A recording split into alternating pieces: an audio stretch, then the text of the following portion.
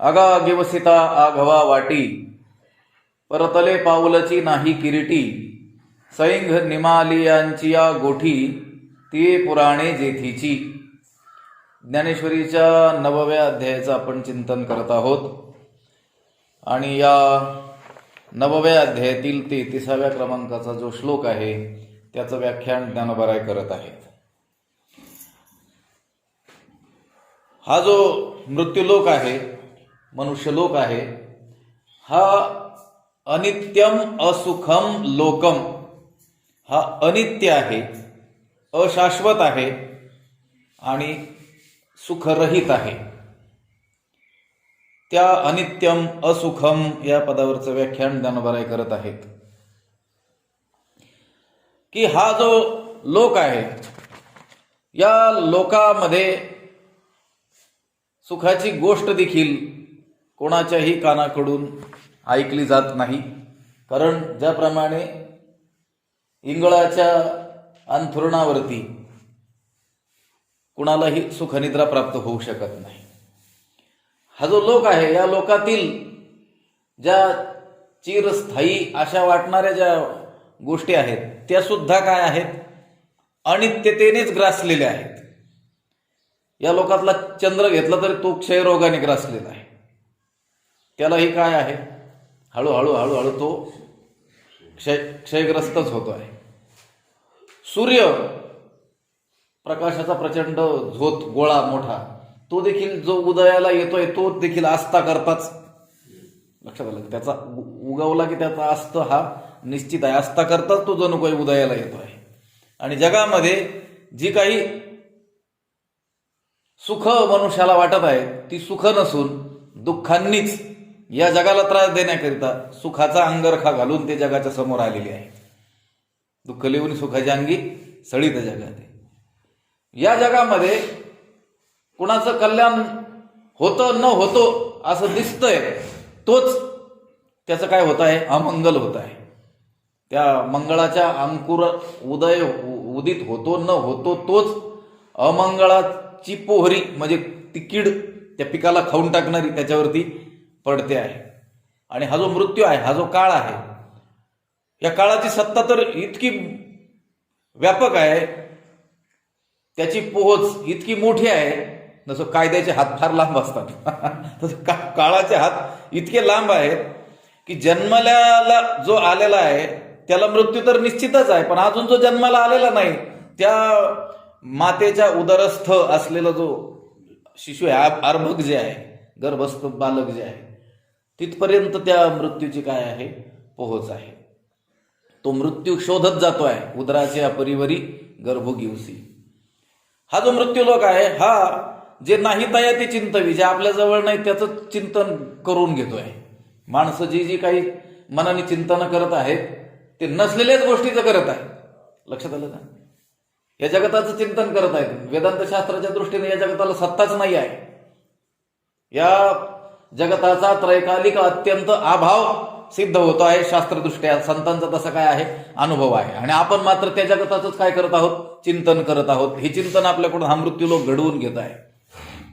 आणि हे नसलेल्याच गोष्टीचं चिंतन करतो न करतो तोच त्या मनुष्याला मृत्यूरूपी गंधर्व काय करतो आहे, घेऊन जातो आहे.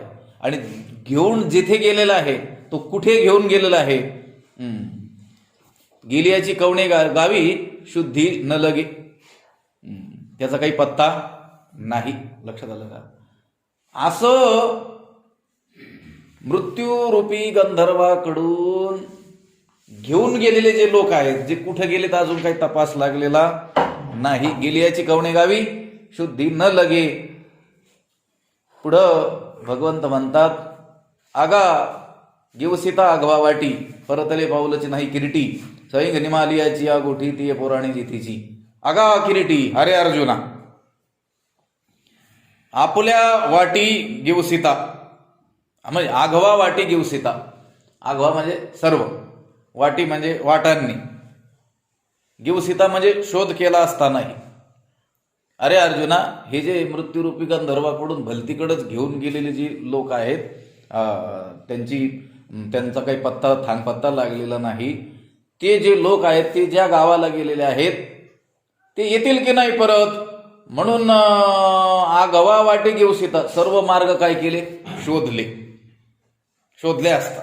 लक्षात आलं का?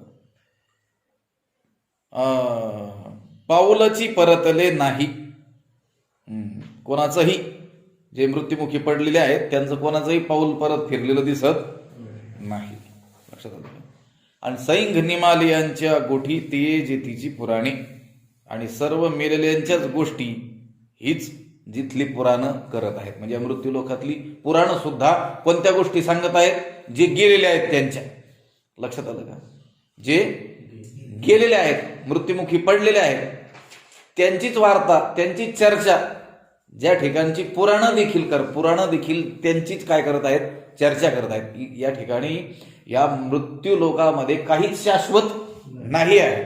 लक्षात आलं का? हे सर्वच काळाने ग्रासलेलं आहे. अवघाचे आकार ग्रासियेला काळे, एक ते निराळे हरीचे नाम. जो काही आकार आहे तो सर्व कशाने ग्रासलेला आहे, काळाने, म्हणजे मृत्यूने. आपण कीट, मुंगी, पतंग, मनुष्य, अन्य प्राणी हे तर काळाने ग्रासलेलेच आहेत. काही विशिष्ट वयोमर्यादा यांची आहेच, परंतु वृक्ष, पाषाण, पर्वत, सूर्य, चंद्र हे देखील काळानेच काय केलेले आहेत, ग्रासल्या गेलेले आहेत. आणि इथली पुराणं म्हटले, ही पुराणं सुद्धा त्यांचीच चर्चा करतात जे काय आहेत, गेलेले आहेत. सैघ निमालियांची गोठी ती पुराणी जेथीची, मेलेल्या लोकांच्याच पुष्कळ कथा, तेच इतिहास ज्या मृत्यू लोकामध्ये आहेत. असा हा मृत्यूलोक जो आहे ना, तो अत्यंत काय आहे, अनित्य आहे. चालता वाट पुढे भय वाटते चित्ती, बहुत जन गेले नाही आले मागुते आलेच नाही. लक्षात आलं का? परतले पाऊलची नाही किरीटी, आगा घेऊ सीता आघवा वाटी. सर्व वाटा शोधल्या, कुठं गेले असतील हे नेमकी, पण परतले पाऊलची नाही किरीटी, त्यांचे पावलं काय मागं फिरले नाही. बहुत जन गेले नाही आले मागुती नाही आले. ते काळाच्याच काय झाले, आहारी पडलेले आहेत. आणि ही पुराणं म्हणून ज्यांना आपण म्हणतो, ते देखील काय, निमालियांची म्हणजे मेलेल्यांच्याच काय करतात, केव्हा मेला, कसा मेला, याच्याच वर्णनाने सर्व पुराणं काय झालेले आहेत, भरलेले आहेत. एकंदर सांगायचं काय की सर्व जगच हे काळाने काय केलेलं आहे, ग्रासून टाकलेलं आहे. लक्षात आलं का? मी सांगत असतो कधी, कालह पिबती तद्रसम, साहित्यामध्ये वाक्य आहे, जगातल्या सगळ्या गोष्टीचा रस हा काळ पिऊन टाकतो आणि या गोष्टींना निरस करून टाकतो. बरेच वेळेस बोललो असेल कधी अन्य पाठामध्ये, एखादा सुंदर तरुण असा, एखादा युवक असावा, एखादी युवती असावी, परंतु त्यांचं ते सौंदर्य, त्यांचं बळ, त्यांचं ते तारुण्य हे काय सतत टिकणार आहे का? एखादं लहान मूल बाळ गोंडच दिसतं म्हणून काय ते त्याच्या वयाच्या अंतकाळापर्यंत ते तसंच आकर्षक राहणार आहे का? नाही राहणार. एखादं घर, एखादी इमारत मोठी उभी केली, सगळ्या लोकांना त्या इमारतीबद्दल काय आहे, प्रचंड आकर्षण आहे, लोक लांबून लांबून बघायला येतात. लक्षात, हे आपल्या वास्तुशांती वगैरे तरी काय असतं, ते दाखवायसाठीच कार्यक्रम असतो. तो वास्तू दोष, त्याची शांती ते तर आहेच, पण ही मनाची शांती व्हायला पाहिजे. थोडंसं आम्ही बांधलेलं दाखवायचं लोकांना. लक्षात आलं का? हे कितीही आकर्षक असलं तरी यातला रस हा काळ पिऊन टाकणार आहे. लक्षात आलं का? 25 वर्षाने ते घर तसंच दिसतं का? 10 वर्षात किंवा दुसऱ्याच वर्षी त्याच्या शेजारी दुसरं बांधलं मोठं एखादं. लक्षात आलं? हे मोबाईल आहे. या आता तरुण मुलांना मोबाईलच फार काय आहे, आकर्षण आहे. तरुणच काय, सगळेच लोक वेडे झालेले आहेत. 20,000चा 25,000चा तो बाजारातून घरी आणतो ना आणतो, तोच दुसऱ्या तिसऱ्या दिवशी वेगळी जाहिरात येते. लक्षात आलं का? आणखी फॅसिलिटी त्याच्यामध्ये. त्याला हा भारी वाटणारा मोबाईल काय वाटतो, निरस वाटतो. तुमची वाहनं असतील, यंत्र असतील, सर्वच गोष्टी. काळ हा जगातल्या सर्व गोष्टीतलं काय करतोय, रस पिऊन टाकतो. मला वाटतं मी कधी त्या अभंग चिंतनाच्या वेळेस बोललो असेल, रूप पाहताच्या वेळेस. ही गाणी असतात चित्रपटातली, ही लोकगीतं असतात, काही काळ डोक्यावर घेऊन नाचतात लोक. लक्षात आलं का? परंतु सुदीर्घ काळ त्यातली आवड तशीच राहते का? नाही. पण आपले जे संत वाङ्मय रूप पाहता लोचन कधी ज्ञानोबारायांनी रचना केली तेव्हापासून आतापर्यंत आणि अजूनही अनंत काळपर्यंत ते तसंच राहणार आहे. त्याच्यातली गोडी कमी होईल का? काळाची सत्ता तिथं नाही आहे. लक्षात आलं का? बाकीचं जगातलं म्हणतो आपण, हे जग हे अनित्यतेने काय झालेलं आहे, ग्रासलेलं आहे. काळाने काय केलेलं आहे, याचा ग्रास करून टाकलेला आहे. इतकं हे अनित्य आहे, काहीच नित्य नाही आहे. मुंगी आणि मनुष्य याच्या आयुर्मर्यादेची तुलना केली तर मुंगीपेक्षा शेकडो पट, हजारो पट माणूस जगतही असेल. लक्षात आलं का? पण कधीतरी त्याला मरण आहेच. माणसापेक्षा ही वृक्ष, पाषाण, पर्वत यांचे आयुष्य अत्यंत सुदीर्घ काळाशी वाटत असतील तरी देखील त्यांनाही काय आहे, नाश आहेच. नाश नाही अशी गोष्टच या जगात नाही आहे. लक्षात आलं? अविनाश फक्त कोण आहे? एक परमात्माच आहे. बाकीचं काय आहे? नाशिवंत देह, जाणार सकळ, आयुष्य खातो काळ सावधान. लक्षात आलं? सावध केलेलं आहे. नाशिवंत देह, देह आणि देह संबंधी सर्व जगतच काय आहे, नाशिवंत असं आहे. आटे हरिनाम नाटे ते बरोबर, हे सर्व आटणारच आहे. लक्षात आलं? जेवढं दिसतंय हे सर्व नाशवानच आहे. इतकं हे अनित्य आहे. अहो म्हटले, हे जे अनित्य आहे हे जगत, ह्या मृत्यू लोकातील नाशवंतपणा जो आहे, अनित्यता जी आहे, तिचा प्रभाव किती मोठा आहे अजून ह्या ओवीनं सांगतात पुढच्या. जेथीची अनित्यतेची थोरी करितया ब्रह्मयाचे आयुष्य विरी, अरे कैसे नाही होणे अवधारी निपटुनिया. जेथीची ये अनित्यतेची थोरी करितया ब्रह्मयाचे आयुष्य विरी, निपटुनिया कैसे नाही होणे अवधारी. जेथीची या म्हणजे जेथील, म्हणजे या मृत्यूलोकातील वस्तू मात्र, प्रत्येक वस्तू तिची अनित्यतेची थोरी, हे किती अनित्य आहे, हे किती अशाश्वत आहे, याची थोरवी, महती एवढी मोठी आहे की थोरी करितया, त्याची महती जर सांगायची ठरली तर ब्रह्मयाचे आयुष्य विरी, त्या ब्रह्मदेवाच्या आयुष्यापर्यंत निपटून या सरसकट. लक्षात आलं का? नाही होणे अवधारी. कसा नाश होतो ते पहा. लक्षात आलं का? कुठपर्यंत नाश आहे? ब्रह्मदेवाच्या आयुष्यापर्यंत. इथलं तर वर्णन केलंच मृत्यू लोकातलं, पण आपण काय, ब्रह्मेशाना परवते वाढणे नाही जीवाते. जीव वाढून वाढून वाढून मोठा होऊन होऊन कर्माच्या बळावरती कुठपर्यंत जातो? ब्रह्मपदापर्यंत जातो. लेकिन परंतु काय आहे, हे ब्रह्मदेवाचं जे पद आहे, ते जे ब्रह्मपद आहे ते सुद्धा काय आहे? ब्रह्मादिक पद, दुःखाची शिराणी. लक्षात आलं का? ही ब्रह्मादिक पद काय आहेत? ब्रह्मादिक नाही, इंद्रपदाधिक भोग नव्हे, तो भवरोग ते वेगळा. ब्रह्मपदापर्यंत या काळाने काय केलेलं आहे? ग्रासलेलं. आणि तिथून पुढे मग त्याची सीमा संपते. लक्षात आलं का? मग कुठं भगवंताचा प्रांत सुरू होतो. पण मायेचा जो प्रांत आहे, लक्षात आलं का, तिची जी हद्द आहे कुठपर्यंत आहे? ती ब्रह्मदेवापर्यंत. आणि मायेच्या अंतर्गत जे आहे ते सगळं काय आहे? नाशवानच आहे. लक्षात आलं का? तिथून पुढं नित्यतेचा काय होतं? प्रांत सुरू होतो. पण तो आपण पाहिलाच नाही ना, त्या तिथपर्यंतच गेलो नाही. लक्षात आलं का? कुठपर्यंत? त्या कंपाऊंड पर्यंत. इथंच माणसं थोड्याशा प्राप्त असलेल्या अनुकूल भोगाने इतके उन्मत्त होऊन जातात की त्याच्यातच ते मग्न होऊन जातात. ब्रह्मदेव होणं देखील काय सोपं आहे का? लक्षात आलं का? त्याला देखील जन्मोनी ब्रह्मकर्मा कधी तोची ब्रह्माननो हे. लक्षात आलं का?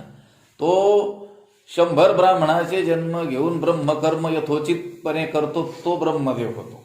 लक्षात आलं का? पण तो ब्रह्मदेव जरी झाला तरी ते देखील त्याला ब्रह्म भुवना लोका पुनरावृत्ती नोर्जुन. लक्षात आलं का? त्याला देखील पुनरावृत्ती आहेच. त्याचं सुकृत संपलं, त्याचा बॅलन्स संपला की त्याचं देखील काय होतं? हे बंद पडतं. त्याला मेसेज येतो. काय मेसेज येतो? आपल्या मोबाईलवर बघा, याच्यावरून कळायला आपल्याला मदत होईल त्या गोष्टी. लक्षात आलं? 2-3 दिवस अगोदरच मेसेज येतात आपल्याला, तुमचा बॅलन्स संपत आलेला आहे, लवकर काय करा, रिचार्ज.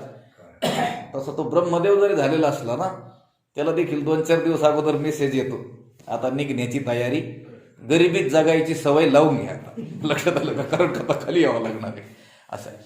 ह्या अनित्यतेची थोरी करिता या ब्रह्मयाची आयुष्यवेद, इथली जी पदं आहेत ना, ही अशाश्वत असलेली पदं, ही तर आपण पाहतो 5 वर्षासाठी, त्याच्यातही अविश्वास कोणी आणला तर मध्येच सोडावं लागते. लक्षात आलं? इतकं हे काय आहे? अनित्य आहे. ह्या अनित्यतेची थोरवी कुठपर्यंत आहे ते म्हटले ब्रह्मयाच्या आयुष्यवेदी, ब्रह्मदेवाच्या आयुष्यापर्यंत तिची मजल आहे. कैसे नाही होणे अवधारी निपटून या, जगातील एक सुद्धा पदार्थ शिल्लक न राहता सर्वांचा नाश होतोच. हे कसं आहे? हे चमत्कारिक आहे. हे लक्षात घे. अवधारी, लक्षात आलं का? महत्वाची गोष्ट काय आहे? अवधारी. तू हे लक्षात घे. लक्षात आलं का? कशासाठी लक्षात घे? की जर बाबा या अनित्यतेची थोरवी, ह्या अशाश्वतपणाचा जो कळस आहे कुठपर्यंत आहे? ब्रह्मदेवाच्या आयुष्यापर्यंत जर पोहोचलेला असेल तर तू कसं काय नित्य असू शकशील? लक्षात आलं का? जिथं ज्या पाण्यात उंट बुडतो, मग शेळीनं म्हणायचं का मी जाते म्हणून? लक्षात आलं का? नदीला पूर आला, उंट किती उंच असतो, छोटीशी नदी गावाकडची, ओढ्यापेक्षा थोडी मोठी, म्हणून तिला काय म्हणायचं? नदी म्हणायचं. त्या नदीला कधी नाही तेवढा मोठ्या जोराचा पाऊस झाल्यामुळं पूर आला, आणि उंट हा उंच असल्यामुळं त्याला वाटलं मी सहजच जाऊ शकतो. परंतु त्या वर्षी जास्तच पूर असल्यामुळं, पाणी असल्यामुळं नदीला तो उंटच काय झाला? वाहून गेला. कधीही त्या नदीला पाणी पाहिलेलं नव्हतं जनावरांनी. लक्षात आलं का? शेळ्याही होत्या अलीकडच्या काठाला. ती शेळी निघाली, लोकांनी सांगितलं तू वाहून जाशील. ती म्हटली कसे काय मी वाहून जाईल? मी बरोबरच काय नेहमीच जाते इथून. लक्षात आलं का? मी जाणार आहे. लोकांनी सांगितलं तो उंट ज्या पाण्यात बुडून गेला, लक्षात आलं का? त्या पाण्याला पार करू नाही शकला. तुझी थोरवी कशी काय चालेल? लक्षात आलं का? तसं ब्रह्मदेवाचं जे आयुष्य आहे तिथपर्यंत ह्या अनित्यतेची थोरवी आहे. म्हणजे ती देखील नित्य नाही, तर मग तुझ्या तर भरोसाच नाही. लक्षात आलं का? त्याचं तर ठरलेलं आहे. त्या ब्रह्मदेवाचं आयुष्य ठरलेलं आहे, निश्चित आहे. लक्षात आलं का? किती वर्ष? 100 वर्ष जगणार आहे ब्रह्मदेव, पण तिथले वर्षाची दिवसाची गणती वेगळी आहे. लक्षात आलं का? 100 वर्ष जगणार आहे. 1 वर्ष 12 महिन्याचं आहे, असे 100 वर्ष जगणार आहे. लक्षात आलं? 1 महिना 30 दिवसाचा आहे. लक्षात आलं? आणि त्याचा जो 1 दिवस आहे आणि 1 रात्र आहे, तिची गणता अशी आहे, 4 युग 1000 वेळेस ज्यावेळेस जातात त्यावेळेस ब्रह्मदेवाचे दिवसाचे 12 तास होतात, आणि 4 युग पुन्हा 1000 वेळेस जातात त्यावेळेस त्याच्या रात्रीचे 12 तास होतात. असा 1 दिवस त्याचा होतो. असा 30 दिवसाचा महिना, 12 महिन्याचं वर्ष, असा 100 वर्ष जगतो तो. त्याचं बॉन्ड असतो ते, इतकी तो जगणारच आहे. पण जगणारा जरी असला तरी ते अनित्य आहे. मग जर त्या ब्रह्मदेवाचं आयुष्यच अनित्य आहे, एवढं मोठं आयुष्य असूनही, तर मग आपल्याला तर शतगणिले ते अर्धरात्र काय 100 म्हणून सांगितलेलं आहे, पण ते निश्चित सांगितलेलं नाही. लक्षात आलं? जगून जगला तर 100 पर्यंत जगशील असं सांगितलेलं. देवाला माहिती आहे याची तारीख किती, पण आधी कशाला सांगायचं? आधीच मरायचं. लक्षात आलं? त्याच्यातही कोणी 30 वर्ष जगतंय की 40 का 50 की 60, त्याचाही काही भरवसा नाही आहे. म्हणून ते म्हणतात अवधारी. भगवंत म्हणतात अर्जुन हे लक्षात घे, या अनित्यतेची थोरवी या ब्रह्मदेवाच्या आयुष्यापर्यंत आहे. म्हणून या सृष्टीमधला, या जगामधला एक सुद्धा पदार्थ असा शिल्लक नाही आहे. प्रत्येकच पदार्थ काय आहे? अनित्यच आहे. या अनित्यतेनेच, अशाश्वतपणानेच सगळ्यांना काय केलेलं आहे? काळानेच, मृत्यूनेच काय केलेलं आहे? ग्रासलेलं आहे. असा हा लोक आहे. लक्षात आलं का? हा लोक असा आहे, ओळख करून दिलेली आहे. लक्षात आलं का? 2 कारणासाठी स्थूल दृष्टीने जर विचार केला तर ओळख करून दिली जाते. त्या स्थळाची ओळख व्हावी, तिचं आकर्षण वाटावं, आणि त्याकडे माणसाची प्रवृत्ती व्हावी, म्हणूनही त्या ठिकाणचं वर्णन केलं जातं कर्म प्रकरणामध्ये, कर्मकांडामध्ये. हे जे याज्ञिक लोक यज्ञ करतात, आहे म्हणती संसारी जन्मी जे यज्ञाधिक कर्म कीजे मग स्वर्ग सुख भोगीजे मनोहर. ते म्हणतात संसारात माणसाने जन्माला यावं, मोठमोठी यज्ञ होम हवनं करावी, आयुष्यभर त्याचं आचरण करावं, आणि मग काय करावं? स्वर्गाला जावं, तिथलं जे सुख आहे कसं मनोहर सुख, त्याचा काय करावा, उपभोग घ्यावा. इथलं काय सुख हे तुच्छ सुख आहे. लक्षात आलं का? असं ते म्हणतात. त्यांना स्वर्गाप्रती आकर्षण निर्माण व्हावं म्हणून शास्त्रामध्ये स्वर्गाचं काय केलेलं आहे, वर्णन. ज्ञानोबरायांनी त्याचं सगळं विवरण आपल्याला दिलेलं आहे पाठीमागे. लक्षात आलं का? तिथं काय आहे, कामधेनूचे खिल्लार आहेत, अमृताची कोठार आहे, सगळं वर्णन केलं. कशासाठी? आकर्षण निर्माण होऊन त्याकडे प्रवृत्ती व्हावी म्हणून. हे एक कारण. आणि अजूनही एक कारण आहे वर्णन करण्याचं, की ते वर्णन केल्यानंतर त्याच्याविषयी दोषदृष्टी निर्माण होऊन त्यापासून माणसाने परावृत्त व्हावं म्हणूनही काय केलं जातं, वर्णन केलं जातं. येतो हिताचा कळवळा, पडते हाती म्हणून काळा. लक्षात आलं? बुडत हे जन न देखवे डोळा, येतो कळवळा. संतांना कळवळा उत्पन्न झाला की हे जगत काय आहे, बुडत आहे. या विषयामध्ये हे गढून गेलेले आहेत. विषय हे मारक आहेत. लक्षात आलं? विषयाप्रमाणे मारक आहेत. अनेक जन्म घ्यायला यांना हे कारणीभूत ठरणार आहेत. तरी देखील या माणसांची प्रवृत्ती विषयाकडेच सतत होते आहे. म्हणून विषयाचं अंतरंग काय आहे ते दाखवावं यांना. म्हणून संतांनी देखील काय केलेलं आहे, विषयाच्या अंतरंगाचं काय केलं आहे, वर्णन केलेलं आहे. की बाबा रे, तुला हे विषय जसे गोड वाटतात, मनोहर वाटतात, लक्षात आलं, आकर्षक वाटतात, सुंदर वाटतात, ते तसे नाहीत, ते असे आहेत. हे देखील काय केलेलं आहे, वर्णन केलेलं आहे. कशासाठी केलेलं आहे? विषय सेवन करण्यासाठी केलेला आहे का विषयापासून परावृत्त होण्यासाठी केलेला आहे? जगातील लोक देखील जगाचं वर्णन करतात, विषयाचं वर्णन करतात. आणि संत देखील जगताचं विषयाचं वर्णन करतात. त्या वर्णनामध्ये फरक आहे. जगातले लोक विषयाचं सुंदर म्हणून वर्णन करतात. लक्षात आलं? जाहिराती म्हणजे काय आहे? लक्षात आलं का? जाहिरात हा पारधी असून ग्राहक हा त्याचा काय आहे, बळी आहे. असं नचिकेळकर, लोकमान्य टिळकांचे शिष्य, साहित्य सम्राट, त्यांनी म्हटलेलं आहे एका ठिकाणी. बरोबर आहे. जाहिरात काय आहे, पारधी आहे. आणि ग्राहक हा काय, त्याची शिकार आहे. शिकार करण्यासाठी तो पारधी काय करतो, बिन वाजवत असतो. लक्षात आलं का? आणि हरिण भुलून जातं त्या नादाला. लक्षात आलं का? त्याला वाटतं माझ्या मनोरंजनासाठीच वाजवतोय, आणि जातो त्याच्याकडं, त्याच्या जाळ्यामध्ये काय होतो, अडकतो. मला काय सांगायचं, जगातील लोक, कोणीही लोक, आपले माता पिता बंधू सखे स्वजन सगळेच लोक विषयाचं वर्णन आपल्या समोर करत असतात. कशासाठी? विषयात पडण्यासाठी. आणि संत विषयाच्या अंतरंगाचं वर्णन करत असतात आपल्या समोर. कशासाठी? बाहेर निघण्यासाठी. लक्षात आलं का? संसारात पडावं, आपल्यासारखंच याने व्हावं, असा प्रयत्न कोणाचा आहे? संसारिकांचा आहे. त्या संसारातून बाहेर एखादा निघायला लागला की त्यांना फार मोठं नुकसान जगाचं झाल्यासारखं वाटतं. लक्षात आलं का? त्यांना वाटतं अरे आपल्यासारखं संसारी व्हायचं सोडून हा वेगळाच मार्ग याने धरलेला आहे. नाही, आपलं आद्य कर्तव्य आहे की याला पुन्हा पाठीमागं आणलं पाहिजे. म्हणून मग ते काय करतात, त्याच्यासमोर मोठ्या चांगल्या रीतीनं गृहस्थाश्रमाचं काय करतात, वर्णन करतात. आमचे स्वामीजी सांगायचे, गावी जाऊ नका. लक्षात आलं का? आपल्या घरी जाऊ नका. तुमच्या मावश्या, काक्या, माम्या जर येतील म्हणे तुमच्याजवळ, असंच बोलायचं स्वामी. लक्षात आलं का? आणि मग तुकाराम महाराजांनी नाही लग्न केलं का? एकनाथ महाराज नव्हते का गृहस्थी? आणि मग सुखी करावा संसार असं तुम्हाला सांगतील. लक्षात आलं का? आणि मग तुम्ही भुलताल असं सांगायचं. म्हणजे जगातील लोक विषयांचं जे गोड वर्णन करत असतात ते विषयामध्ये टाकण्यासाठी, आणि संत देखील विषयाच्या अंतरंगाचं वर्णन करत असतात, विषयाच्या मारकतेचं वर्णन करत असतात. विषय हे कसे विनाशकारी असे आहेत असं जे वर्णन करत असतात. विषय हे विषयाप्रमाणे कसे मारणारे आहेत याचं जे वर्णन करत असतात. कशासाठी? विषयातून बाहेर पडणं. आता इथं ज्ञानोबरायांनी मृत्यू लोकाचं वर्णन केलेलं आहे. मग ते काय सत्यम शिवम सुंदरम म्हणून केलंय का?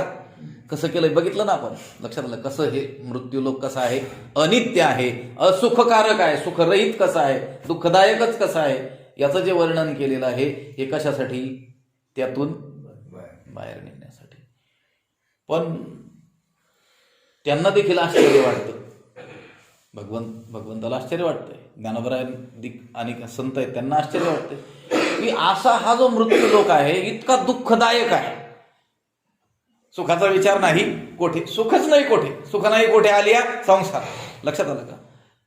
मग असा हा अत्यंत दुःखदायक सुखाचा लवलेशही ज्याच्यामध्ये नाही, अत्यंत अनित्य असा जो संसार आहे, आणि या संसारात जन्मलेले हे जे लोक आहेत हे मात्र या संसाराच्या भरोशावर बसून निश्चिंत झालेले आहेत, याचं कौतुक वाटतं देवाला.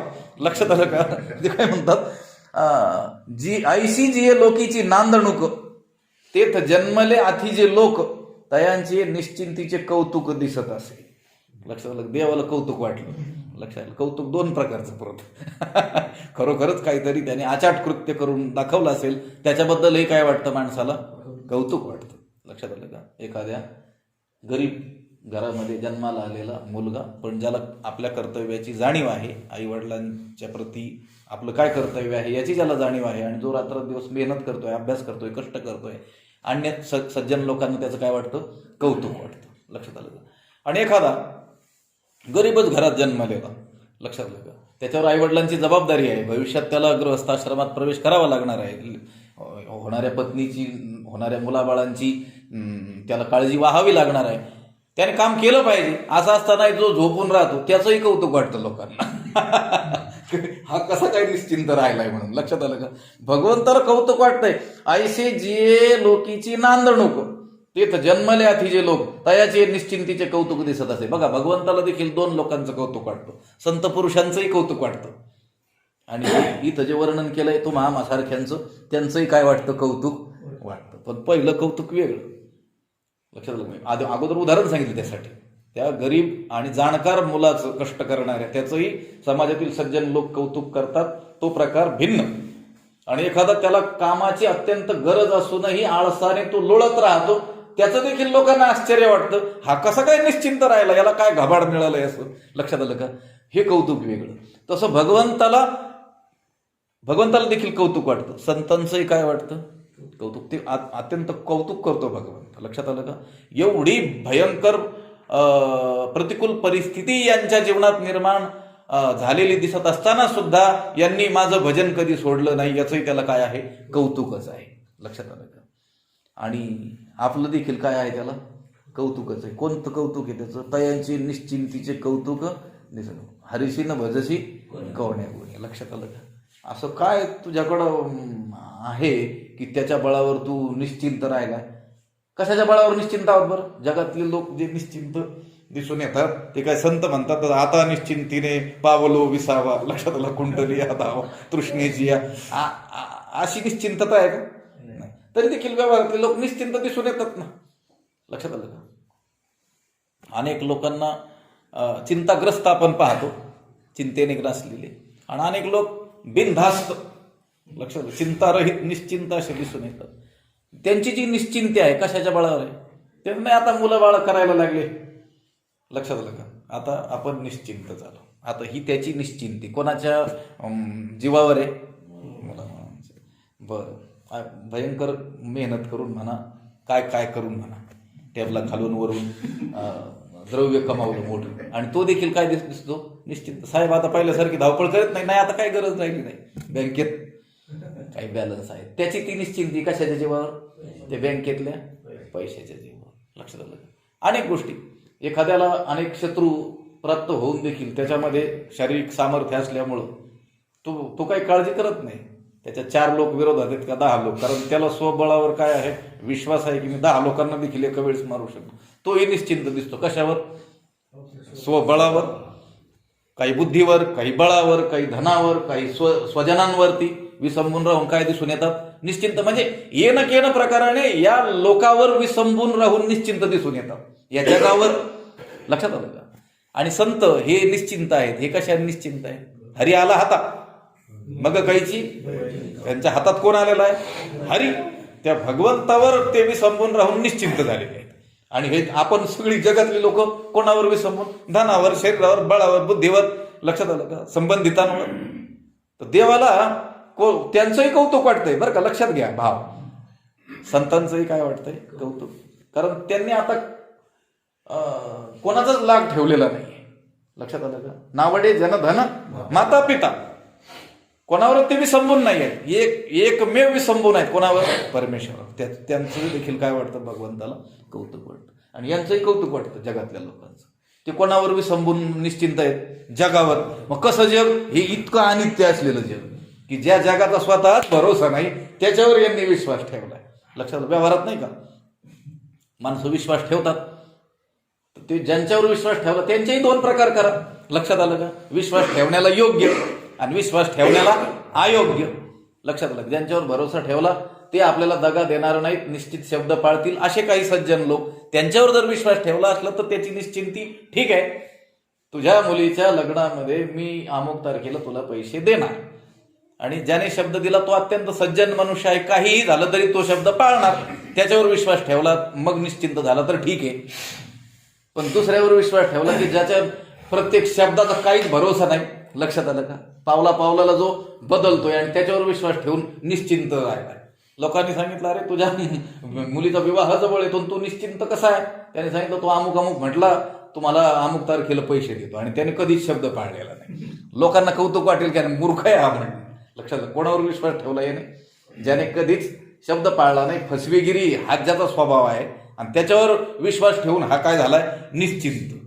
तर त्याचं जे त्याच्या मूर्खपणाचं जे कौतुक वाटेल ना, लक्षात आलं? त्या उदाहरणातल्या तसं भगवंताला आपलं कौतुक वाटतंय. लक्षात आलं का? आयसी जिये लोकीची नांदणूक, अशी ह्या ज्या मृत्यू लोकातील काय आहे? नांदणूक आहे. काय नांदणूक? म्हणजे जगातील लोक दुःख सहन करत आहेत आणि आपल्या डोळ्याने नाश झालेला पाहत आहेत, अशी ह्या मृत्यू लोकातील नांदणूक आहे. आणि त्या मृत्यू लोकात तेथ जन्मले आधी जे लोक आणि त्या मृत्यू लोकात जे लोक जन्माला आलेले आहेत तयांचे निश्चिंतीचे कौतुक दिसत असे. त्यांच्या निष्काळजीपणाचं फार आश्चर्य वाटतंय देवाला. लक्षात आलं का? कारण जगातले लोक यांची ही जी निश्चिंती आहे ती काही संतांच्या निश्चिंतीसारखी निश्चिंती नाही आहे. लक्षात आलं का? संतांची जी निश्चिंती आहे, लक्षात, आता निश्चिंतीने पावलो विसावा, खुंटलिया धावा तृष्णेची. आमची जी तृष्णा आहे, आशा आहे, तिची जी धाव आहे तीच काय झाली? खुंटली. म्हणून आम्ही आता काय झालो? निश्चिंत झालो. आणि इथं व्यवहारातले लोक जे निश्चिंत येतात जगावर विसंबून, त्यांची काय तृष्णेची धाव संपलेली आहे का? तृष्णा अधिक अधिक वाढलेली आहे. वाढू वाढू होती आशापाश शतैर्बद्धा. लक्षात आलं का? आशापाशाने बांधले गेलेले, त्यांनी आशापाश तोडलेला आहे, म्हणून त्यांची काळजी कोण करणार आहे? परमात्माच करणार आहे. लक्षात आलं? आणि हे अत्यंत विषयासक्त, विषयाने ग्रासले गेलेले, आशेने बांधले गेलेले आणि या जगावर विसंबून राहून काय आहेत? निश्चिंत झालेले. याचं कौतुक वाटतंय देवाला. लक्षात आलं का? आता ही खरं कौतुक करण्यासारखं आहे का? पण त्याच्या त्या मूर्खपणाचं कौतुक वाटतं हे ध्यानात घ्या. लक्षात आलं का? आयसी जे लोकीची नांदणूक, तेथ जन्मले आधी जे लोक तयांची निश्चिंतीचे कौतुक दिसत असे. भगवंताला त्यांच्या त्या निश्चिंतपणाचं काय वाटतं आहे? कौतुक वाटतं आहे. 507वी उवी ही आहे. या 507 क्रमांकाच्या उवीपासून 515व्या उवीपर्यंत, लक्षात आलं का? हे जगातील लोकांचं वर्तन हे कसं नवलाचंच आहे. लक्षात आलं का? याचं वर्णन केलेलं आहे. कुठपासून? 507 ते 515 या ओवीपर्यंत. इतका हा अनित्य असलेला हा मृत्यू लोक आणि याच्यावर विसंबून राहून हे निश्चिंत झाले, याचं कौतुक देवाला वाटत आहे. लक्षात आलं का? आणि ह्या 507 ते 515 या ओव्यातून हे जगातले लोक हे कसे बेफिकीर आहेत आणि त्यांचे व्यवहार सर्व कसे आहेत? उफराटे कसे आहेत आणि कसे नवलाचे चाललेले आहेत, याचं वर्णन या ओवीतून केलेलं आहे. अंतकाळाचा कोणी विचार करताना दिसतच नाही आहे. लक्षात आलं? अंतकाळाला जो विचार आवश्यक आहे, अंतकाले जे मामेव स्मरण मुक्त्वा य प्रयाती समद्भावम याती नास्त्यत्र संशयः. लक्षात आलं का? त्या अंतकाळी नाम आले ज्याच्या मुखा, तुका म्हणे सुखा पार नाही. लक्षात आलं का? बर, यासाठी केला होता शेवटचा दिस गोड. ह्या अंतकाळाचा विचार काय कोणी करताना दिसत नाही. सगळे त्या विषयामध्ये, या जगामध्येच गुरफटलेले. कशा जगात? अनित्य असलेल्या, नाशवान असलेल्या, सुखरहित असुखम अशा असलेल्या या जगाचा विचार करताना लोक दिसत आहेत. पण हे जगत जर विनाशी आहे, यातल्या मोठ्या मोठ्या गोष्टी ब्रह्मदेवाच्या आयुष्यापर्यंत जर विनाशाची हातं पोहोचलेली आहेत, एवढं हे जग विनाशी आहे, मग आपण की झाड की पत्ती? लक्षात आलं का? ज्या ठिकाणी ब्रह्मदेवाचं आयुष्य देखील नाश पावतंय तिथं आपलं अगोदरच अशाश्वत असलेलं जे आयुष्य आहे ते कधी नाश पावेल याचा काही भरोसा नाही. म्हणून ह्या प्राप्त असलेल्या या आयुष्यामध्ये माणसाने काय केलं? आयुष्याच्या साधने सच्चिदानंद पदवी घेणे. पण सच्चिदानंद काय, कसली पदवी? लक्षात आलं का? काही ठाऊक नाही लोकांना. लक्षात आलं का? न करीत ती विचार का हिताचा? तुकाराम महाराज म्हणले हे आपल्या हिताचा विचार का करत नाहीत बाबा? त्यांना आश्चर्य वाटलंय. लक्षात आलं का? कारण हा दिवस देवे दिला देह भजना गोमटा भजनासाठी दिला, मग भजनाकरता वापरायचा ना. तर ते न वापरणारे लोक पाहून त्यांना आश्चर्य वाटलं. लक्षात आलं का? मग भगवंतालाही ते आश्चर्यच वाटतंय. कसे हे विचित्र वागतात बुवा लोक. ह्या अनित्य असलेल्या लोकाला हे प्राप्त झालेले आहेत. हेही अनित्यच आहे, यांचा देहही अनित्यच आहे, यांचं आयुष्यही अनित्यच आहे. पण मग इथं जर प्राप्त झालेल्या आहेत ना, तर भजस्व माम. मग माझं काय केलं पाहिजे? भजन केलं पाहिजे ना. याच्यातून पुन्हा सुटलं पाहिजे का? पुन्हा पुन्हा तिथे प्राप्त व्हायचं. एखाद्या गावामध्ये गेल्यानंतर आपल्याला जर भयंकर त्रास झाला असा आपला पूर्वीचा अनुभव असेल, तर पुन्हा त्या गावाला मनुष्य जाण्याला प्रवृत्त होतो का?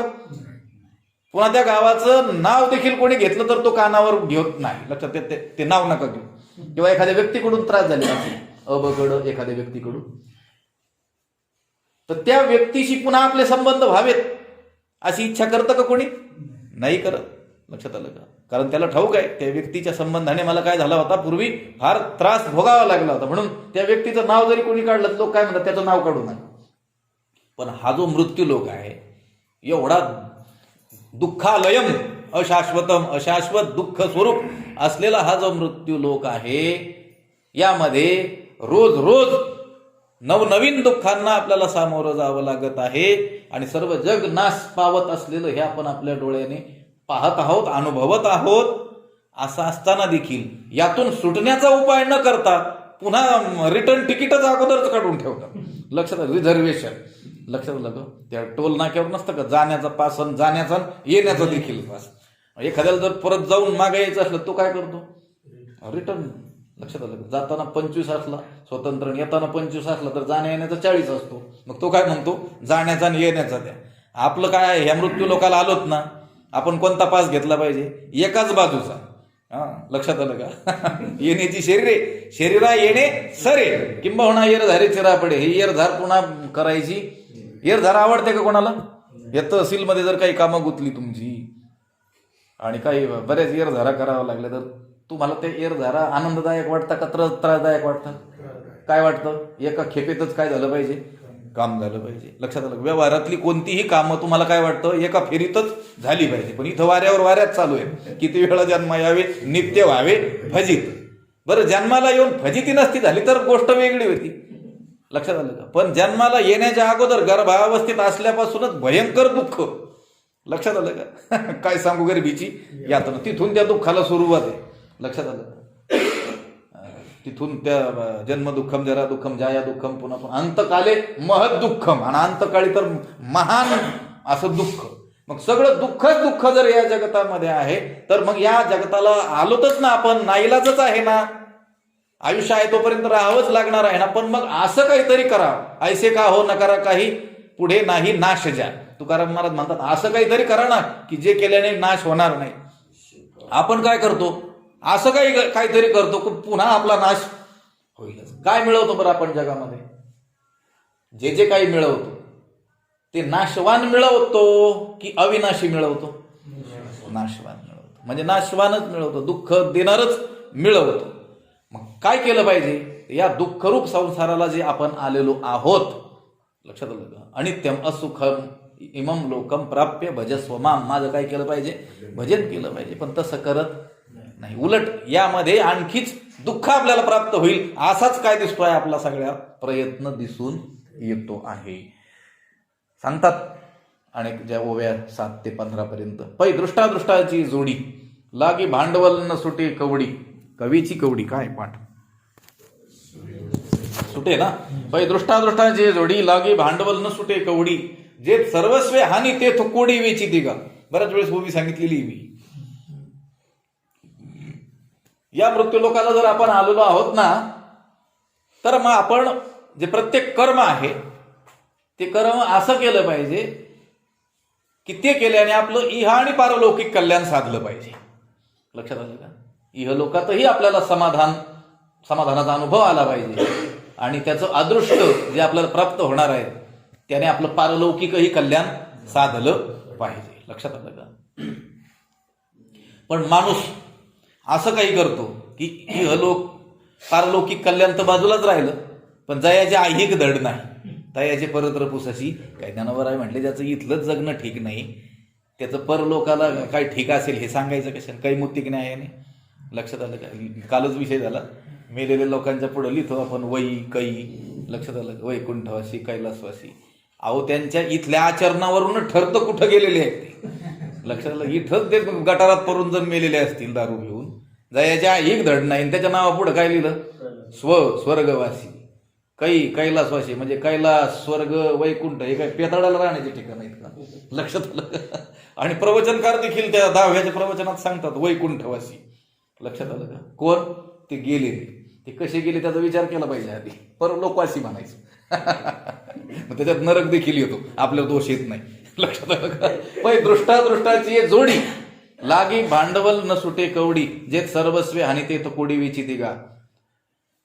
मनुष्याच्या इह पारलौकिक कल्याणासाठी जी म्हणून साधनं शास्त्राने सांगितलेली आहेत, यज्ञ दान तप कर्म. लक्षात आलं का? यज्ञ आहे, दान आहे, तप आहे, कर्म आहे, त्यातलं दान. लक्षात आलं का? दानाचं मोठं महत्व सांगितलं, एक पाठच होईल दानावर. लक्षात आलं का? दानाने काय होतं? दानाने तुमचं इहलौकिकही कल्याण होतं आणि पारलौकिक कल्याणाचा मार्ग देखील मोकळा होतो. कशाने? दानाने. पण ते दान कसं? देशे कालेच्या पात्रेच्या तर दानम सात्विकम स्मृतम. देश काळ आणि पात्र बघून. लक्षात आलं का? देश कोणता आहे, काळ कोणता आहे आणि पात्र कोणतं आहे याचा विचार करून जर काय केलं? दान केलं. द्रव्यदान, दानाचे 16 महादान सांगितले. लक्षात आलं का? उपदान किती काय? मग एक पाठ कशाला? 4-6 दिवस पाठ होईल. लक्षात आलं का? भूमिदान असेल, सुवर्णदान, गोदान असेल. लक्षात आलं का? ही महादान म्हणून सांगितलेली आहेत. आणि सामान्य वस्तूंचं दान त्याला सामान्य दान असं म्हटलेलं आहे. लक्षात आलं का? आता नवीनही काही दान त्याच्यात समाविष्ट करावी लागतील. रक्तदान, मतदान हे नव्हते पूर्वी.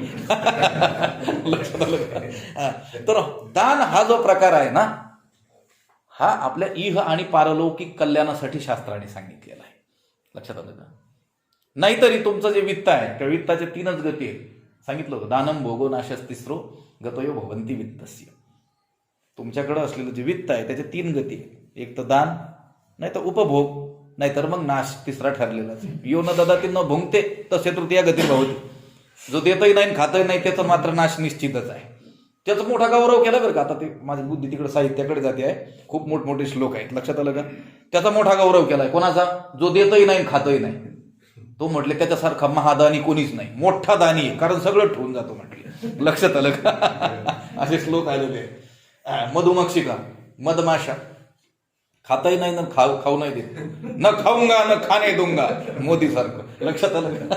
आणि मग तिसराच कोणीतरी एक त्या मधाचा अभिलाषी पुरुष येतो आणि ते मधाचं पोळं काढून घेऊन जातो. लक्षात आलं का? दान. मला सांगायचंय, दान हे कर्म मनुष्याच्या इह आणि पारलौकिक कल्याणासाठी शास्त्राने आपल्याला सांगितलेलं आहे.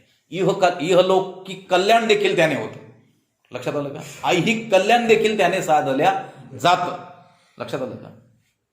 त्याला कीर्ती प्राप्त होते. लक्षात आलं का? त्याला प्रतिष्ठा प्राप्त होते. लक्षात आलं का? पुन्हा त्याचे जे विहित भोग आहेत त्याच्यामध्ये वृद्धी होती. माझे शब्द लक्षात येतात का? दान देणाऱ्याला कीर्ती प्राप्त होते. कीर्ती करता द्यायचं नाहीये, दान द्यायचंय. कीर्ती होणार आहे प्राप्त, नाही तर नाव लिहायचे. ते एकाने फॅनच बंद केला उन्हाळ्यात दिवसात. भजन करत होते लोक खाली. लक्षात आलं का? ते म्हटले गरम होतंय म्हणून फॅन लावला. त्याने बंद केलं बटन. भजन करणाऱ्यांनी भजन सुरू केलं, परत गरम व्हायला लागलं, परत चालू केलं. तो उठला की पुन्हा काय केलं? बंद केलं. ते म्हटले का बंद करतो? ते म्हटले मी दिलेला आहे. ते म्हटलं अरे मग बंद दिला कशासाठी? हवा घेण्यासाठी. तो म्हटला पण मग चालू असल्यावर माझं नाव कोण वाचेल? लक्षात आलं? कीर्तीसाठी द्यायचं नाही. दानाने कीर्ती होते. सत्कीर्ती आपोआपच काय होत असते, प्राप्त होत असते, प्रतिष्ठा प्राप्त होत असते. आणि आपल्याला प्राप्त असलेले जे भोग आहेत, जी सुखाची साधनं आहेत व्यावहारिक जी मानलेली, त्याच्यातही काय होत असते, वृद्धी होत असते. 15व्या अध्यायामध्ये आपण बघून आलो गेल्या वर्षी चिंतन, वेचकपणेची संचकू. दाणी पुरुष हा वेचक म्हणजे त्याचा खर्च होताना दिसत असला तरी तो वेच झालेला नाही आहे, तो संचय झालेला आहे. लक्षात आलं का? आता रक्तदान विषय निघाला होता. हे रक्तमोक्षण नावाचा प्रकार आहे पंचकर्ममध्ये आयुर्वेदाच्या. त्याच्यात काय प्रकार आहे? रक्तमोक्ष. अशुद्ध रक्त त्या नसांना ते जळू, ते किडा आहे तो किंवा मग इंजेक्शन देऊन अशुद्ध रक्त त्यातून काढलं जातं. लक्षात आलं? ते म्हटलं मग अशुद्ध कसं ओळखतं? ते म्हटले रक्ताचा प्रवाह वेगाने शरीरात चालू असतो, जिथं त्या नसाला छेद दिला की सुरुवातीला येणारं ते अशुद्धच येतं. आणि त्यांना ते रंग ओळखतो आयुर्वेदाचार्यांना. ते पाण्यात सोडत असतात. काळपट दिसलं की तिथपर्यंत येऊन देतात. गुलाबी यायला लागलं की बंद करतात. लक्षात आलं का? आता हे रक्त शरीरातून बाहेर टाकलं असं आपल्याला वाटतं, पण त्यांनी सांगितलं 24 तासात परत ते येतं. लक्षात आलं? शरीरामध्ये काय होतं? निर्माण होतं. आता हे काय दिसतंय? दिलेलं दिसतंय. रक्तदानाचाही विषय. रक्तदान जे लोक करतात ना, त्यांच्या 24 तासात पुन्हा ते शरीर तेवढं रक्त निर्माण करतं. आता देताना काय दिसलं? दान. पण शरीराने पुन्हा काय केलं? निर्माण केलं. लक्षात आलं का? तसं हे दान इहलौकिक कल्याणाला कसं काय कारण आहे? इहलौकिक भोगवृद्धींना कसं काय कारण आहे? तर आपण जे दान करतो, लक्षात आलं का, तर त्या दानाने आपल्या भोगांमध्ये काय देखील काय होते? वृद्धी होते. हे इहलौकिक कल्याण होणार आहे. कशाने? दानाने. आणि पारलौकिक कल्याण तर ठरलेलंच आहे. लक्षात आलं का? मग ज्या दान या कर्माने इहलौकिकही कल्याण होतं आणि पारलौकिकही कल्याण होतं, अशा दानाकडे मात्र माणसाची प्रवृत्ती होत नाही. दृष्टादृष्टांची जोडी लागी, कवडी भांडवल न सुटे. दृष्ट म्हणजे दिसणारं फळ. दिसणारं फळ म्हणजे या लोकातलं फळ, ते देखील दानाने प्राप्त होणार. आणि अदृष्ट म्हणजे पुण्य, परलोक साधून देणार, ते देखील दानानेच प्राप्त होणार आहे. मग दृष्टादृष्टांची जोडी लागी, कवडी भांडवल न सुटे. एक कवडी देखील भांडवल हातातून सुटत नाही. जिथं दान केल्याने इहलौकिकही कल्याण होणार आहे आणि पारलौकिकही कल्याण होणार आहे, अशा ठिकाणी एक कवडी देखील माणसाकडून सुटत नाही. 700 वर्षापूर्वी लिहिलं ज्ञानोबराय. लक्षात आलं का? बरं, तो खर्चतच नाही असं आहे का? नाही, खर्चतो. कुठं? जेथ सर्वस्वे हानी. जिथं खर्च केल्याने, दिल्याने काय होणार आहे? हानी होणार आहे. कशी हानी? सर्वस्वे, पुरी हानी. या लोकातही वाटोळण, परलोक तर मग नरक ठरलेलंच आहे. जेथ सर्वस्वे हानी, तेथे वेचिती का? पण किती? कोडी वेचिती का? कोट्यावधी रुपये द्रव्य खर्च करतात माणसं.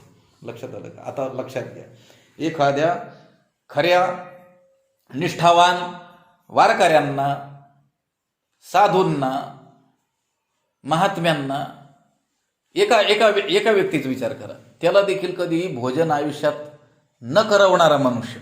लक्षात आलं का? म्हणजे एकाही वारकऱ्याला जीव न घालणारा मनुष्य मात्र निवडणूक आली रे आली, त्याचा वाढदिवस असला रे असला की शेकडो लोकांना काय करतो? तो जीव घालतो. कोणत्या लोकांना? ज्यांना जीव घातल्याने काय होणार आहे? सर्वस्वे हानी. लक्षात आलं? काय होणार आहे? सर्वस्वाचा नाश होणार आहे. तिथं मात्र कोटी विचिती का? त्या एका वारकऱ्याला जीव घालायला काय खर्च आला असता याला? घरी 10-20 रुपये.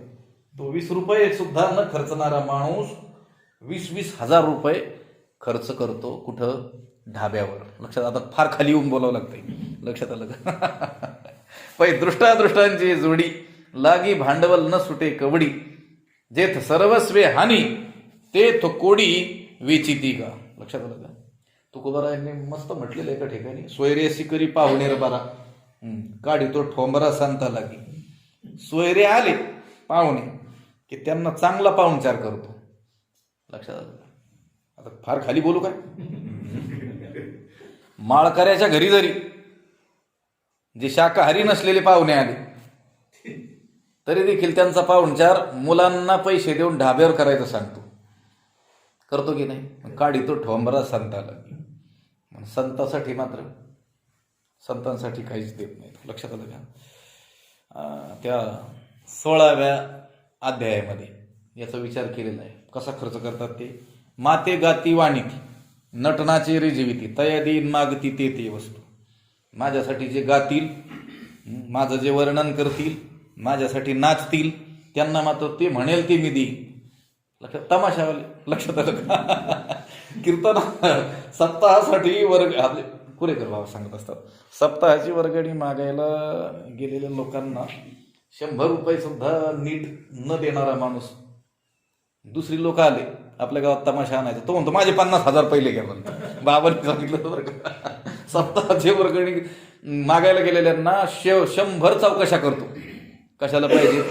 मागच्या वर्गणीचं काय झालं, किती होत असते वर्गणी, काय करणार तुम्ही या पैशाचं, आणि 100 रुपये. लक्षात आलं का? आणि तमाशा आणायचा असला गावात तर काय म्हणतो, आपले पहिले 50,000 घे. लक्षात आलं का? म्हणजे जे सर्वस्वी हानी ते कोटी वेचिती का, ते जे चित्रण केलेलं आहे ज्ञानोबरायांनी, ते तंतोतंत समाज जीवनाशी कसं आहे निगडीत आहे, माणसाची मानसिकता यातून दाखवली गेलेली आहे. म्हणून पै दृष्टादृष्टाची जोडी लागी भांडवल न सुटे कवडी जेत सर्वस्वे हाने तेत कोडी वेचिती का. मी उभी सांगितली होती, माते गाती वाणीती, माझं काय करतील, माझ्यासाठी गाणं गातील. लक्षात आलं का? ह्या नाटक तमाशा वेश्येचे गाणे, ते गाण्याकरता लोक पैसे उधळतात. पाहिले कोणी? नाही ना? मग बरं आहे. हे टीव्हीत पाहतो आपण. लक्षात आलं का?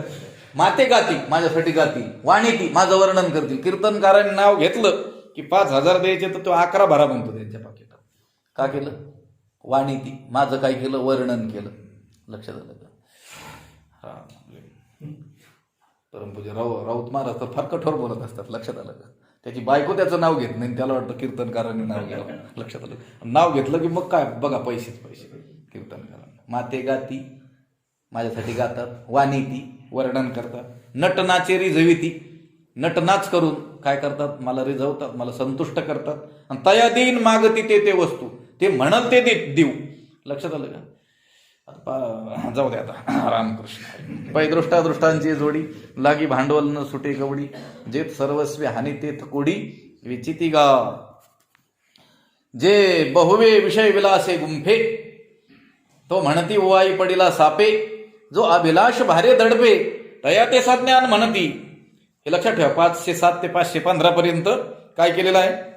या जगातले व्यवहार कसे उफराटे चाललेले आहेत, कसे नवलाचे चाललेले आहेत, कसे विचित्र व्यवहार चाललेले आहेत, त्याचं चित्रण केलेलं आहे. लक्षात आलं का? जे विषय बहुवे विषय विलासे, जे आहे का जो आहे, जो पाहिजे ना, हा, जो बहुवे विषय विलासे गुंफे, कारण पुढं तो आहे ना, तो म्हणती ओवाई पडिला सापे. जो अभिलाष भारे दडपे तया ते सज्ञान म्हणते. या जगातले लोकांचं कौतुक सांगतात. हे जगातले लोक कोणाला सुखी म्हणतात आणि कोणाला ज्ञानी म्हणतात, त्याचं चित्रण केलेलं आहे. संत कोणाला सुखी म्हणतात? किंबहुना सोय जीवात्म्याची लाय तीर्थ जे होय तया नाम सुख, परमात्म्याची प्राप्ती ज्याने आपल्या जीवनात करून घेतलेली तो सुखी. लक्षात आलं का? असं संत म्हणतात. जगातले लोक कोणाला सुखी म्हणतात? लक्षात आलं? इथं वर्णन केलंय. जो बहुवे विषय विलासे गुंफे, जो नाना प्रकारच्या विषय उपभोगामध्ये गुरफटलेला आहे, तो सापे ओवाई पडिला म्हणती. तो सांप्रत आत्ता सध्याकाळी सुखात पडलेला आहे. त्याच्यासारखा सुखी कोणीच नाही. ज्याच्याकडे काय आहे, बंगला आहे, गाडी आहे, पैसा आहे, नोकर चाकर आहेत, लोक त्याच्या मागे जमावडा आहे मोठा. लोक काय म्हणतात, जीवन असावं तर असं असं. तो सध्या आत्ताच्या काळात फार मोठा माणूस आहे, फार सुखी माणूस आहे असं म्हणतात. लक्षात आलं? जो विषय विलासे गुंफे. कोणी एखादा माळ घेऊन जप करत बसलेला असेल कुठं निवांत असताना, त्याला जगातले लोक सुखी म्हणायला तयार आहेत का? ते काय म्हणतील, काही काम धंदा नाही, बसला तिथं जाऊन. लक्षात आलं? आणि जो विषयांमध्ये मग्न झालेला आहे, लक्षात आलं का? विषय विलासे गुंफे, त्याच्यात गुंतलेला आहे विषय विलासांमध्ये, त्याला काय म्हणतात? तो सापे उवाई पडला म्हणती. तो सांप्रत आता काय आहे, सुखात पहुडलेला आहे असं म्हणतात. आणि सज्ञान कोणाला म्हणतात? संत पुरुष कोणाला सज्ञान म्हणतात? ज्याने भगवंताला जाणलेला आहे, तोच संतांच्या दृष्टीनं ज्ञानी. लक्षात आलं का? एक विठ्ठलची जाण. लक्षात आलं का? काही नेनोनिया आण, एक विठ्ठलची जाण. काही आण नेनोनिया, तुला काही दुसरं नाही आलं तरी चालेल, पण एक विठ्ठलची जाण. लक्षात, तो ज्ञानी. कोणाच्या दृष्टीनं? संतांच्या दृष्टीने. इकडे या व्यवहारातल्या लोकांच्या दृष्टीने, त्यांच्या दृष्टीने सज्ञानी कोण? जो अभिलाष भारे धडपे तया ते सज्ञान मानती. आणि जो नाना प्रकारच्या लोभाच्या भाराने काय झालेलं आहे, दडपून गेलेलं आहे, त्याला काय म्हणतात? हुशार. एक नंबर. यांची मुलं एक नंबर हुशार. का बरं त्याला हुशार म्हणतात व्यवहारातले लोक? त्यांना रात्रही कळत नाही, दिवसही कळत नाही, फक्त पैसाच मिळवायचा. आणि ते मिळवतात. लोभाने पछाडलेले जगातले लोक त्यांना काय म्हणतात? सगळ्यात हुशार मुलं यांची आहे. आता ते खरंच हुशार आहेत का? व्यवहारातल्या लोकांची व्याख्या चाललेली आहे. जो विषय बहुवे विषय विलासे गुंफे, तो म्हणते वाई पडिला सापे, जो अभिलाष भारे दडपे तया ते सज्ञान म्हणती. लोभाच्या भाराने दडपून गेल्यामुळं जो सदा पैसे मिळवण्याच्याच उद्योगामध्ये व्यापून गेलेला आहे, आणि म्हणून ज्याला बोलण्यासही फुरसत नाही, वेळच नाही. लक्षात आलं का? त्याला काय म्हणतात मृत्यू लोक काय म्हणतात? सज्ञान. तया ते सज्ञान म्हणती. आणि तो आडाने असला तरी चालतं, मग तो अशिक्षित असला तरी चालतं, त्याला एक अक्षर नीट लिहिता येत नसलं तरी चालतं, तरी त्याला काय म्हणतात लोक? हुशार म्हणतात, सज्ञान म्हणतात. ज्याची प्रपंचाचा अतिविस्तार त्याशी म्हणती भाग्य थोर. ज्याचा प्रपंच फार, आमचा फार काय म्हणते, काय शब्द वापर, आमचा बारदाना. लक्षात आलं का? बारदाना, विस्तार, प्रपंचाचा अतिविस्तार. मला ते शब्दच कर. ज्याशी प्रपंचाचा अतिविस्तार त्यास म्हणती भाग्य थोर. लोक काय म्हणतात? त्याचं फार भाग्य मोठं बाबा. जो नाना भोगे पाळी शरीर सुकृती नर तो म्हणती. आणि नाना प्रकारची उपभोगाची साधनं ज्याच्याकडे आहेत आणि त्यांनी आपलं शरीर तो पाळतोय, त्याला म्हणतात हा पुण्यवान माणूस आहे. लक्षात आलं का? लक्षात. खायला उत्तम अन्न, लिहायला उत्तम वस्त्र, बसायला उत्तम वाहन, राहायला उत्तम निवासस्थान. लक्षात आलं का? त्याला म्हणतात हा काय आहे? पुण्यवान आहे म्हणते. पुण्याचं फळ आहे म्हणतात. लक्षात आलं का? याच्या उलट नाथ महाराजांनी सांगितलं तिथं, आणि जो अनुतापी परमार्थ विरागी, जो अनुताप वैराग्याने, लक्षात आलं का, परमार्थ मार्गावर निघालेला आहे, त्याशी म्हणती परम दुःखी. त्याला म्हणतात हे दुःखी माणूस आहे म्हणतात. लक्षात आलं? कामना धंदा चालले वारीला म्हटले, पाऊस कळत नाही, हे कळत नाही. लक्षात आलं का? अशी गोष्ट आहे. जो अभिलाष भारी दडपे तया ते सज्ञान म्हणती. सर्वे गुणा हा कांचनम आश्रयते. हे कशा लोकात शेवट आहे, थोडंसं सांगतो. त्याला तोच वक्ता, तोच गुणी, तोच कुलवान, तोच सर्वश्रेष्ठ. कोण? ज्याच्याकडं काय आहे? धनवंतालागी सर्व मान्यता आहे, त्याला एक शब्द बोलता येत नाही. लोक म्हणतात त्यांचं वक्तृत्व फार मोठं आहे. वक्तृत्व नाही, वक्तृत्व म्हणत असतात. लक्षात आलं का? काय बोलतात म्हणतात, त्याला एक शब्द नीट बोलता येत नाही. लक्षात आलं का? पाहतो एकीकडे, चालतो एकीकडे, तरी म्हणतात रूपवान तोच आहे. कोण? धनवान असल्यामुळं. लक्षात आलं का? जो अभिलाष भारे दडपे तया ते सज्ञान म्हणती. व्यवहारात पाहता की नाही तुम्ही, अत्यंत मोठ्यांची मुलं, अगदी दगडांशी स्पर्धा करावी अशी ज्यांची बुद्धी. लक्षात आलं का? पण लोक त्यांची कौतुक करताना काय म्हणत असतात? काय चतुर आहे. लक्षात आलं का? काय हुशार आहे. कशामुळे हुशार आहे का तो? नाही. त्याची जी सगळी हुशारी आहे ना, कांचनम आश्रयन्ते. कांचन म्हणजे सोनं. सोनं शब्दाचा अर्थ आहे धन, त्याच्या आश्रयाने. लक्षात आलं का? जो अभिलाष भारे दडपे तया ते सज्ञान म्हणती. थांबायचं काय का? घेऊ एवढी? 2 ओव्या, 3 घ्यावं लागतील मग सोबत. जयाचे आयुष्य धाकुटे होय, बळ प्रज्ञा जिरवणे जाय, तयाचे नमस्कारी ती पाय वडील म्हणून. या जगातलं कौतुक सांगू लागलेले बरं का, तुम्हाला सांगतो पुन्हा पुन्हा. उभी क्रमांक 507 ते 515 इथपर्यंत ह्या जगातलं उफराट सारं उलट सुलटे धंदे कसे असतात ते सांगतात. जयाचे आयुष्य धाकुटे होय, बळ प्रज्ञा जिरवणे जाय, तयाचे नमस्कारी ती पाय वडील म्हणून. वडील म्हणून पायाला नमस्कार करतात त्यांच्या. कोणाच्या? संत पुरुषांच्या नाही. लक्षात आलं? श्री संतांची माथा चरणावरी साष्टांग हे करी दंड. हे असं असलं पाहिजे. चरण वंदन केले पाहिजे. बोले तैसा चाले त्याची वंदावी पावले, त्याची चरण वंदन केले पाहिजे किंवा भगवंताची चरण वंदना केली पाहिजे. पण व्यवहारात वडील माणूस, थोरला माणूस म्हणून त्याच्या चरणाचं वंदन केलं जातं. कोणाच्या? जयाचे आयुष्य धाकुटे होय, ज्याचं आयुष्य काय झालंय? धाकटं झालेलं आहे. व्यवहारामध्ये वयाने मोठे असलेल्याला काय म्हणतात? थोरला. मरणाच्या दृष्टीने तो धाकटा असतो. नाही लक्षात आलं का? जन्माच्या दृष्टीने तुम्ही मोजता. लक्षात आलं का? हा काय आहे? 17 वर्षाचा आहे आणि दुसरा 15 वर्षाचा आहे, म्हणून तो 17 वर्षाचा काय झाला? थोरला. पण त्याचं आयुष्य जर ठरलेलं असेल 60 वर्ष, तर मरणाच्या जवळ कोण गेलेलं आहे? थोरला गेलेला, म्हणजे तो धाकटा आहे. लक्षात आलं का? माणूस वयाने थोरला होतो. लक्षात आलं का? पण त्याचं आयुष्य धाकटं होत असतं. लक्षात आहे? हा जन्म आणि हा मृत्यू. मग जन्मल्यापासून एक एक दिवस हा कुठं चाललेला आहे? मृत्यूकडे चाललेला आहे. मग जन्माने जरी हा काय असला? थोरला असला, तरी आयुष्याच्या दृष्टीने कसा आहे? हा धाकटा आहे ना. घडी घडी काळ वाट याची अजून किती आहे? तिंदाच घड्याळाकडे पाहतोय कोण? यम. डायरी उचकून पाहतोय पुन्हा त्याच्या नावाची, किती तारखेला आणायला जायचंय म्हणून. लक्षात आलं का? जयाचे आयुष्य धाकुटे होय. म्हातारा माणूस जो आहे ना, तो वयाने जरी ज्येष्ठ झालेला असला, 61 साजरी झालेली असली त्याची, लक्षात, किंवा सहस्र चंद्र दर्शन सोहळा, लक्षात आलं का? तरी देखील आयुष्याच्या दृष्टीने तो काय झालेला आहे? धाकटा झालेला आहे. बरं, धाकटा झाला, मग त्याच्यातलं बळ वाढलं, कमी झालं? कमी झालं.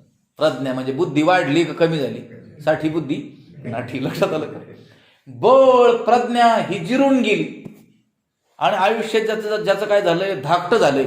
आणि त्याला वडील म्हणून काय करतात? नमस्कार करतात. करू नये असं नाही, आपले वाडवडील असल्यामुळे नमस्कार करावा, पण संतांना भगवंताला कौतुक वाटते. कोणाला नमस्कार केल्याने लाभ आहे? श्री संतांची माथाचरणाने सांगितलं. लक्षात आलं का? संतांना चरणवंदना त्यांची केल्यानंतर लाभ आहे. पण इथं व्यवहारामध्ये मात्र, या जगामध्ये, जगातली उलटी रीत कशी आहे, उफराट कसं आहे या जगा मृत्यू लोकांचं? ज्याचं आयुष्य धाकटं झालंय आणि बळ आणि प्रज्ञा काय झालेली आहे? नाहीशी झाली, जिरून गेलेली आहे. तयाचे पाय वडील म्हणून नमस्कारी ती. लक्षात आलं? वाडवडील. मला पूर्वी असं आश्चर्य वाटायचं की ह्या लग्न कार्यामध्ये ती वर वधू काय करतात? म्हातारे माणसाचे पाय पाडायची प्रथा असते. आता आहे की नाही? काय नाही. आणि मग काही दक्षिणा ते म्हातारे माणसं देतात 100-50 रुपये आपले. लक्षात आलं का? मी म्हणायचं, यांच्या पाय पडल्याने काय लाभ आहे बाबा?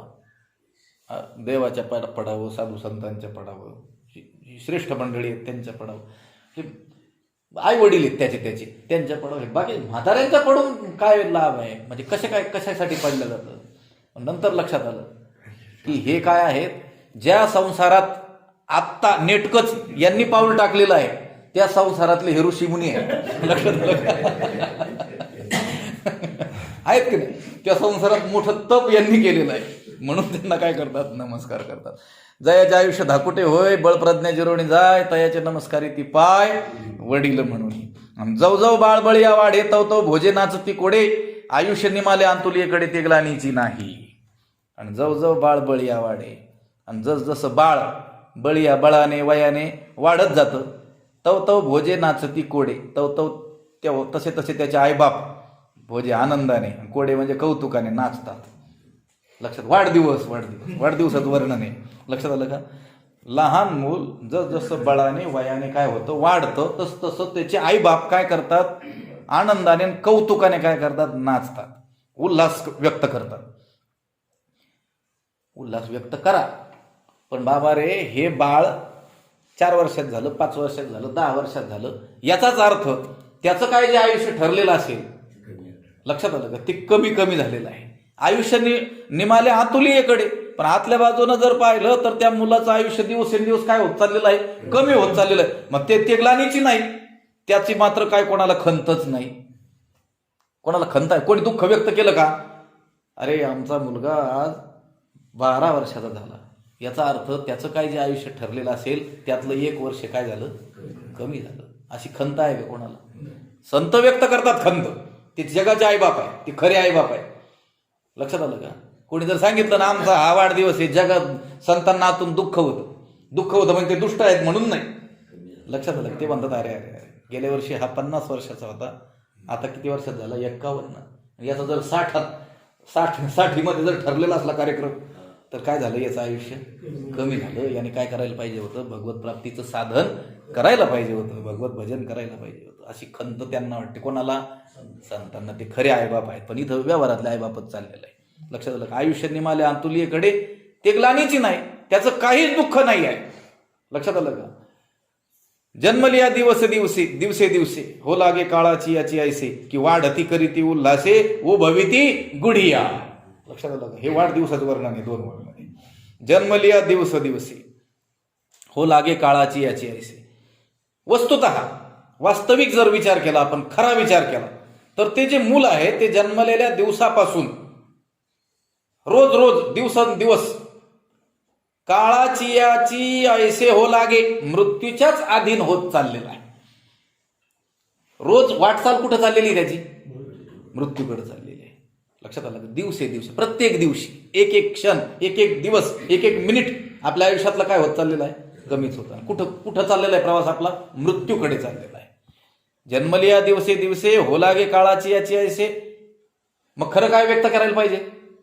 मृत्यूशय्येवर पडलेला जो मनुष्य आहे हॉस्पिटलमध्ये, रुग्णालयामध्ये, आपल्याला ठाऊक आहे डॉक्टरांनी सांगितलं 2च दिवसाची सोबती आहे, तर आपण त्या 2 दिवसातल्या प्रत्येक क्षणाला आपल्याला भास होतो की हा मृत्यूकडे चाललेला आहे. लक्षात आलं का? हे त्याचीच गत नाही, आपल्या सगळ्यांचीच ती गत आहे. पण जन्मलिया दिवस दिवसे, त्या जन्मलेल्या दिवसापासून प्रत्येक दिवशी काळाची याची ऐसे हो लागे, मृत्यूच्याच अधीन होऊ लागतो. परंतु काय करतात की वाढती करीती उल्हासे उभविती गुढिया. परंतु ती मूर्ख आई बाप त्याचा काय करतात? वाढदिवस साजरा करतात आणि त्या दिवशी मोठ्या उल्हासाने गुढ्या उभारतात. आता गुढ्या कोणी उभारत नाही, पण फ्लॅक्स लावतात, यांचा वाढदिवस. लक्षात आलं का? भलं मोठं राक्षस सारखं डोकं आणि खाली बारीक बारीक डोकी. लक्षात आलं का? इथं गुढिया शब्दाऐवजी आपण काय घ्यायचं? बॅनर उभा केले. कसे? उल्हासे, मोठ्या उल्हासाने. लक्षात आलं का? आता त्या एकनाथी भागवतामध्ये खूप मोठा विचार आहे. लक्षात आलं का?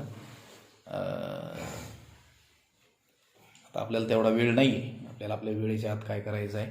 संपवायचं आहे. आणि ते असं सांगावं की नाही असं बी आहे, पण त्या संतांनी लिहिलेलं त्यामुळं सांगावं लागतं. लक्षात आलं का?